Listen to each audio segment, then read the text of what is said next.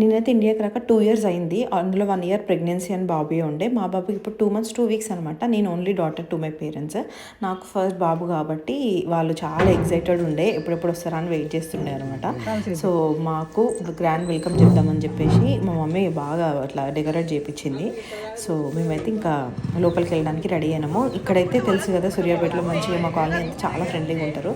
So నేను రాగానే almost అప్పుడు 7 అయింది. ఎగ్జాక్ట్గా 7 అయింది అనుకుంటే ఇంక అందరూ వచ్చి చూస్తున్నారా వచ్చినారా అని వెయిట్ చేస్తున్నామని చెప్పేసి ఇంకా లోపలికి వెళ్తున్నాం మేము. ఇక్కడ వాటితో అడుగులు వేపిద్దాంలో అట్లీస్ట్ అంత డెకార్ చేపించినందుకు అని చెప్పేసి ట్రై చేసిన నేను.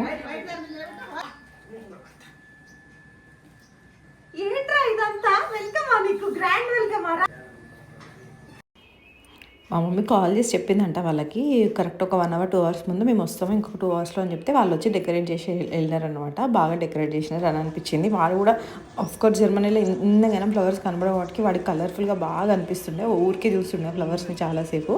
అండ్ ఆల్సో మా ఫస్ట్ డే జస్ట్ ఒక 2-3 క్లిప్స్ షూట్ చేసిన అవి కూడా యాడ్ చేస్తాను. వాడికి జర్మనీలో అసలు ఫ్యాన్స్ చాలా తక్కువ ఉంటాయి, రూఫ్ ఫ్యాన్స్. వాడికైతే అసలు ఫ్యాన్ ఎంత విచిత్రంగా అనిపించిందో. ఇది వాడి ఉయ్యాల.